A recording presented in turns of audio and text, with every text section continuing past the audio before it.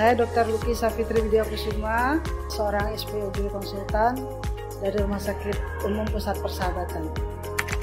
Yang pertama ingin saya jelaskan dulu bahwa Rumah Sakit Persahabatan saat ini sudah menjadi rumah sakit COVID. Jadi hampir tidak ada lagi pasien normal yang berobat kemari, kecuali memang untuk kemoterapi, hemodialisa, dan beberapa pasien yang sudah dengan perjanjian. Untuk itu biasanya pasien-pasien hamil yang sudah mendekati waktunya persalinan ataupun yang bermasalah dengan kehamilannya tapi tidak PDP ataupun tidak ada kecurigaan terhadap COVID, sudah kami rujuk ke rumah sakit sekitar dengan surat dari langsung dari direktur utama.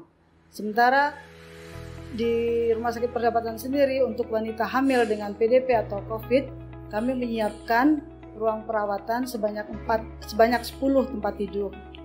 Dan pasiennya biasanya datang melalui instalasi gawat darurat. Nah, biasanya pasien ini akan dirujuk melalui SPGDT. Tentu di SPGDT itu sudah harus ada data-data, paling tidak data mengenai anamnesis dari infeksi saluran pernafasan atas, kemudian adakah riwayat kontak, kemudian dari tanda-tanda vitalnya bagaimana, ada pemeriksaan lab DPL-nya, kemudian ronsen torak. Kemudian karena dia hamil, paling tidak ada data USG dari perujuk. Nah, jika itu semua sudah ada, dikirimkan ke SPGDT, maka SPGDT akan menyetujui. Dan pasien akan datang ke triase Rumah Sakit Persahabatan. Nanti di triase akan dinilai oleh dokter triase dan dilaporkan langsung ke dokter DPJP dan dokter onsite-nya. Kemudian pasien akan ditangani di bagian kebidanan bersamaan dengan bagian paru. Jadi pasien yang datang ke rumah sakit kami kan pada umumnya atau hampir semua adalah pasien rujukan dari rumah sakit lain. Nah, biasanya pasien itu kalau kami nilai bayinya sudah viable atau trimester 3 ke atas, maka kami akan putuskan di rumah sakit kami untuk terminasi kehamilannya dengan perabdominam. Kecuali memang pasiennya datang dalam keadaan kala 1 akhir atau kala 2. Itu masih dipertimbangkan untuk pervaginam. Nah, kalau dia dengan perabdominam, paling tidak kita bisa menyelamatkan bayinya karena bayi kemudian akan dipisah dan ibunya akan dirawat bersama dengan bagian paru. Boleh dilakukan dengan diberikan perlindungan. Biasanya bagian radiologi udah tahu itu perlindungan pada daerah abdomen. Pada ibu-ibu yang melahirkan dan ibu-ibu yang PDP atau COVID positif, bayinya tidak diperizinkan untuk diberikan ASI atau inisiasi dini. Kalau kami di Rumah Sakit Persahabatan memutuskan kalau pasien datang dalam kehamilan trimester 3 atau term dan janinnya sudah atau sebelum aterem tapi kami nilai janinnya viable, maka kami memutuskan pasiennya untuk dilakukan seksio sesaria. Kecuali memang datangnya dalam keadaan kala 1 akhir atau kala 2. Kenapa? Karena dari pengalaman kami walaupun belum banyak pasien-pasien yang ternyata kemudian terbukti dia COVID positif, kondisinya pasca persalinan itu memburuk. Jadi paling tidak kami sudah bisa menangani atau menyelamatkan bayinya. Jadi dipersahabatkan, diputuskan bahwa pasien yang dirujuk akan kami lakukan terminasi kehamilan per abdominam.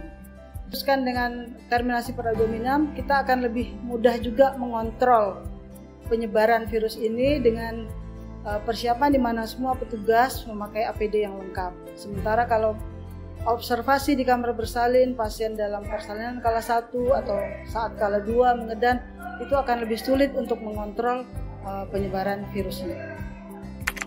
Ya, pasien-pasien yang sudah dipersiapkan untuk operasi, selama ini kan barangkali pasiennya masuk dulu ke kamar operasi, kemudian operator atau asisten baru datang. Tapi khusus untuk COVID-19 ini, biasanya tim operasi sudah siap dahulu di dalam kamar operasi, mulai dari dokter anestesi, dokter bedahnya, asisten bedahnya, kemudian instrumennya, dan tim pendukung lainnya sudah siap di kamar operasi. Baru kemudian kita akan memberitahukan atau mengontak di mana pasien itu berada untuk pasien segera dikirim. Jadi pasien tidak akan berlama-lama berada di ruang tunggu kamar operasi, karena begitu pasien datang, pasien akan langsung masuk ke ruangan bertekanan negatif. Jadi pasien kalau sudah dilakukan tindakan misalkan seksio sesaria, maka ibunya akan dirawat oleh bagian kebidanan, Paling tidak 1-2 hari setelah keadaan umum stabil, dia akan dipindahkan ke ruang rawat COVID lainnya, tetap ruang isolasi. Dan di sana akan dipantau. Kalau hasil swabnya, asal tes COVID-nya 2 kali berturut-turut negatif, maka pasien akan dipulangkan. Kita semua di sini yang pegang kendali utama adalah bagian paru. Bagian paru itu sudah memberikan patokan atau guideline untuk pasien yang terkonfirmasi positif COVID-19 dibagi 3, ada tanpa gejala, ada gejala ringan atau gejala sedang. Sementara khusus untuk ibu hamil sendiri kan POGI sudah membuat selebaran atau pamflet bahwa tidak berkunjung atau antenatal normal seperti biasanya kecuali ada beberapa penyulit.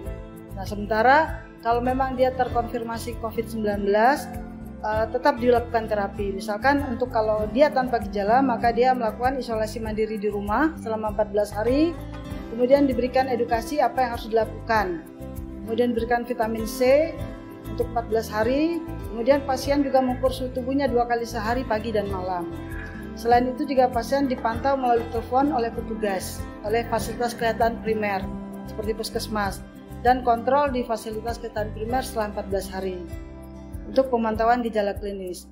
Sementara untuk kasus-kasus gejala tadi yang tanpa gejala ya, sementara yang gejala ringan akan ditangani oleh puskesmas, misalkan isolasi mandiri di rumah, kemudian diberikan edukasi dengan apa yang harus dilakukan, juga diberikan vitamin C untuk 14 hari, diberikan kloroquine untuk 5 hari, kemudian diberikan azitromisin untuk 5 hari, diberikan simptomatis gejala COVID seperti demam, dikasih anti demam ya. Kemudian juga diperlukan untuk jika diperlukan pemberian antivirus, dan kemudian kontrol ke fasilitas primer setelah 2 minggu.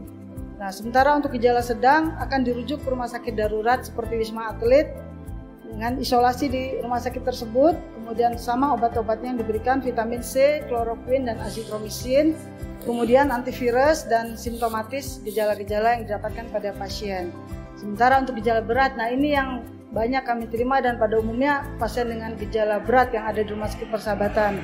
Jadi akan dilakukan isolasi di ruang isolasi yang bertekanan negatif, kemudian diberikan obat-obatan kloroquine, azitromisin, antivirus, vitamin C, kemudian diberikan obat-obat suportif lainnya, dan juga pengobatan komorbid yang ada, misalkan ada hipertensi ya atau penyakit diabetes, karena 2 keadaan ini yang biasanya akan makin memperburuk keadaan. Kemudian akan dilakukan monitor ketat apakah pasien tetap bisa di ruang isolasi saja atau bahkan harus beralih ke ventilator.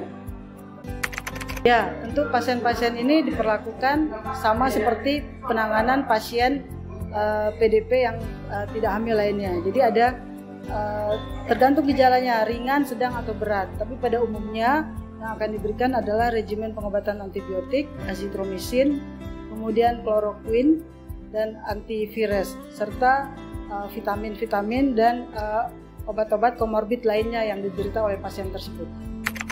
Jadi karena di Rumah Sakit Persahabatan ini sudah dijadikan rumah sakit COVID, maka pihak rumah sakit dengan tim PPI-nya sudah melakukan zonasi. Jadi rumah sakit ini dibagi menjadi 3 bagian, zona hijau yang aman, zona kuning, peralihan, dan zona merah, di mana di sana dirawat pasien-pasien COVID ataupun daerah-daerah yang menuju tempat perawatan pasien COVID atau daerah tindakan. Nah, dengan adanya zonasi yang jelas seperti ini, maka semua karyawan akan lebih hati-hati saat melewati jalur tersebut, karena jalur itu semua sudah dipasang line-nya sesuai dengan zonanya. Ada line hijau, line kuning, dan line merah. Nah, ada umumnya hampir semua karyawan akan masuk melalui satu pintu. Dalam hal ini kami menyiapkan satu gedung yaitu Gria Puspa. Pasien semua akan masuk melalui Gria Puspa.